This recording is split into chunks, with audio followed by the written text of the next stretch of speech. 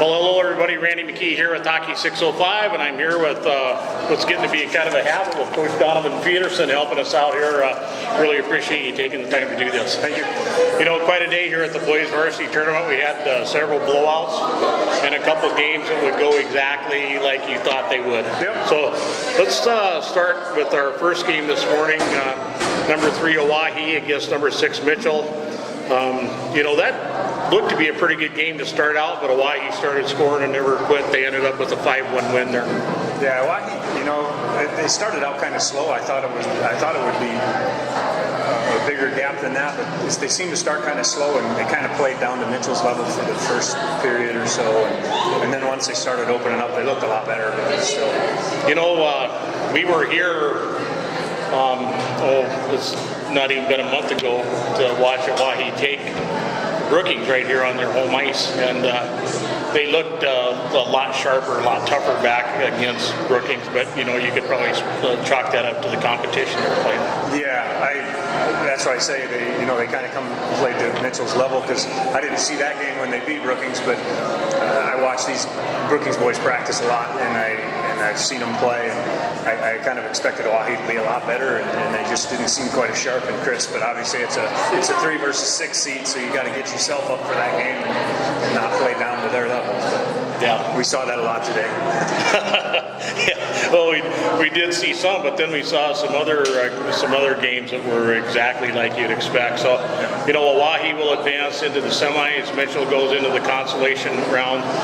The next game this morning then was the Sioux Falls 2, or the Sioux Falls Blue team, number 2 seed against Aberdeen. And again, you know, I probably, you know, looking at some of the stuff I've seen with Aberdeen's system up there, expected probably a little more resistance out of Aberdeen, even though they're the 7th seed, but Sioux Falls really looked sharp against them. Yeah, I think of all the teams that I saw play today, I think Sioux Falls seemed to be the one that they showed up.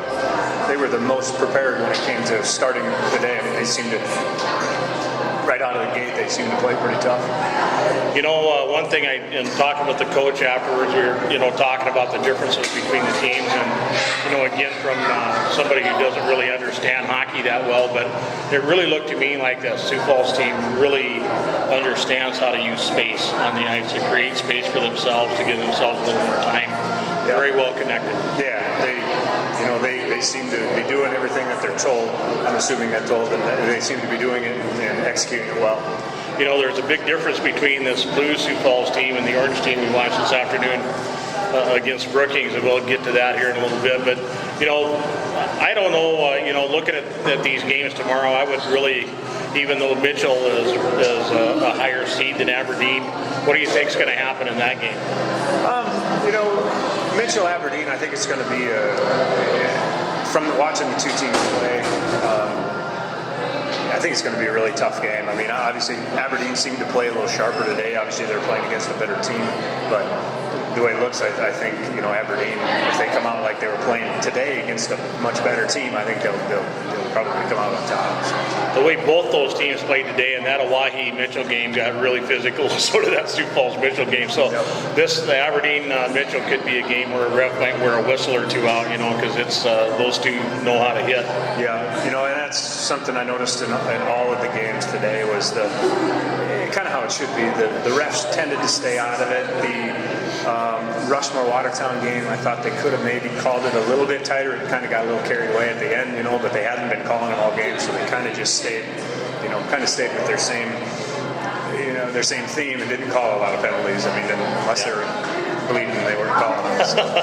No blood, no foul. Yeah. Well, on the other side, then the semifinal between Oahe and Sioux Falls, that looks, I think, to be a pretty good game. Probably, again, another physical game, even though I think Sioux Falls can play that quick kind of hockey that we like to see. But Oahe tends to be, they look like a little more conservative when the other team has the puck. Yep. And a little more physical than a lot of the teams over here. Yeah, Oahe's got some good size, and you know, they kind of just sat there. You know, didn't take a lot of chances, but when they were there, they took them, and they looked like they're at times looked like they were a very good passing team. They they showed flashes of that to me, that they looked like they could be a disciplined and well passing team. And obviously, beating Brookings earlier in the year, they must have some skill and some talent there. Yeah, and they got, and the one thing I noticed in that earlier game, Wahi against Brookings when they won, they really played organized behind the puck and didn't really give Brookings a lot of good looks at the goal. And I mean, that's the same thing happened today with Mitchell, even though Mitchell doesn't have Brookings power. Okay, so it's hard to say how that game's going to come out. The 2 seed against the 3 seed, so that'll be, I'm sure, a very good game to watch. So let's go to the other side of the bracket. We have the number 4 and the number 5 seeds, and that's usually always my favorite game of any tournament you go to, because these two, Rushmore and Watertown, were about as close in terms of skill level, ability as any matchup here. Rushmore came out and scored 2 goals early. I mean, they scored their first goal in 50 seconds. Yeah, they came right out of the bat, and they were showed that they wanted to be here, and they were going to try to get something in and get them startled, in which they did. And just kind of back and forth the whole game after that. Yeah, and then Watertown came back and had a great period, and it was that was probably as exciting a hockey game as I've ever been to. Just from the front to the end, they were at each other. You got to give Watertown credit; they didn't give up. Obviously, as I'm well aware of, Rushmore had a 3-1 goal and 3-1 lead, and they didn't. Watertown didn't give up. They came back that third period and they scored. Rushmore scored. They keep scoring back and forth, and it ended up a 6-4 game. But I think other than the empty netter right at the end there, it was a 5-4 game the entire time. Yeah. Well, it was just an impressive game. Both teams did everything they possibly could to try to win that game, and when we watch it, when we post it up, it's whoever watches that's going to be really impressed, I'm sure. And obviously that was a close game. Like you said, 4 or 5 seed. Watertown was the number 4 seed coming into 2 weeks ago when Rushmore came out here and played them, and Rushmore ended up beating them and they flip-flopped that seeding. So, Rushmore, obviously they're pretty hot right now. They've beaten Watertown now 3 times in a row. So, they're 10-1 peak, and obviously they might be peaking at the right time. Yeah, and I was impressed with both teams. It was just an all-out effort on both sides. And, all right, then the final game this afternoon, number 1 seed, Brookings against Sioux Falls Orange. That ended up 7-0.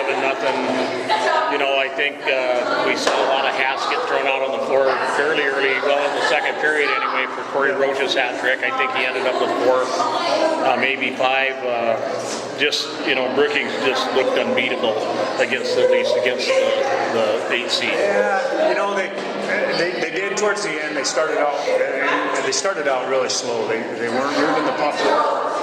Considering they're playing the 8 seed, who really didn't win a game all year. They beat Huron in a play-in game on Tuesday, but that's the first game they've won all year. So, so considering who they're playing, Brookings kind of came out flat.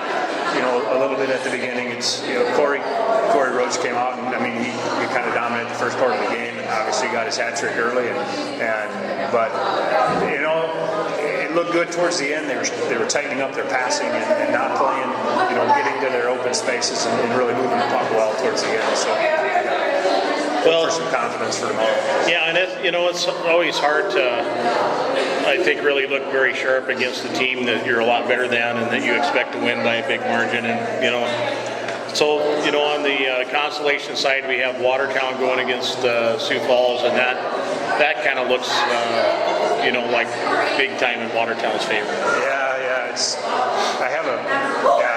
If Watertown showed up today against Rushmore, it'll be as lopsided as any game was today or more, in my opinion. So. Great game. And then on the other side, we have Rushmore against Brookings, and the one thing I've been watching high school athletes for a long time. I've taken a lot of teams to tournaments, and you get in a dogfight today like Rushmore was in with Watertown.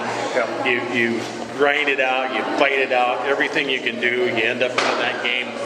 And I've seen teams that fought their way into that semifinal, like Rushmore's done, come in and perform incredibly well. And on the other end, I've seen them come in and just be drained emotionally. Yeah. You know, like I said, Rushmore, they beat Watertown now 3 times in a row. They got to have some confidence on that.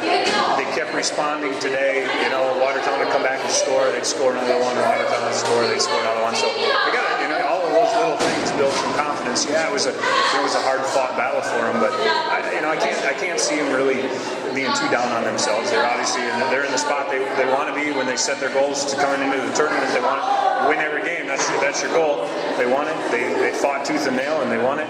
I mean, yeah, emotionally it's going to take a lot out of them, but I assume they'll respond well. So. Well, and you know, when you're, I was videoing the game, so when you're videoing, you really don't have a chance to pay attention to the game. Yeah. You write down who scored at what time, but you know, I counted skaters. You know, when they were doing the introduction, Rushmore have 17 skaters. I don't know how many of them they used today, but I mean, in a game like that, you know, you can't really use your lowest line probably much of the time, just right. Because of Yeah, and that's probably where it'll affect the most. You know, Brookings was rolling 3 lines pretty much the entire game.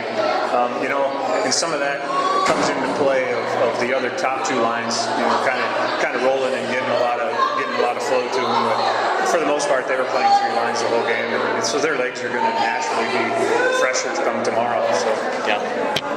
Well, it looks like another exciting day, and you know the nice thing about the second day too is that we get, you know, these seeds start, you know, getting closer to their own seed level, so it'll be more competitive, I'm sure, in most of the games. A lot of great goals scored today, a lot of great hitting, a lot of fast skating, and some not so fast. Yeah. So you know, tomorrow's going to be you know, determine who's in that final one, and that should really be a tremendous game come Sunday. Yeah, sure. I mean, it's shaping up to be, you know, obviously shaping up. There's not really any upsets other than the 4 or 5 seed, which top seeds came out on top of all of them. And, yeah. You know, and tomorrow's games are just going to be that much better. And, you know, both the top and the bottom bracket. You know, other than maybe the Sioux Falls Watertown game, you know, they're going to be, they look to be all really tight games. And, you know, hats off to that young Sioux Falls team. They look like they're a young team. I mean, but they didn't give up. They kept playing. I mean, obviously you're playing Brookings, and they've got a lot of powerful weapons. But they kept working hard. You know, all the way up till the end. They were working hard. Obviously not getting a lot of shots, but they were staying after the puck and working hard. So, well, you know, you got to show up and try to find a silver lining in every cloud that comes across your way, and that looks to me like that's what they're trying to do today. Yeah, still got 51 minutes, no matter if you're winning or losing. So. Well, Coach, I think we pretty much have it covered here today. Should be a great day Saturday here at the Larson Ice Arena. So thanks again for being our analyst. Sounds good. And we'll see you tomorrow. Sounds good. Thanks for having me. Thanks for watching.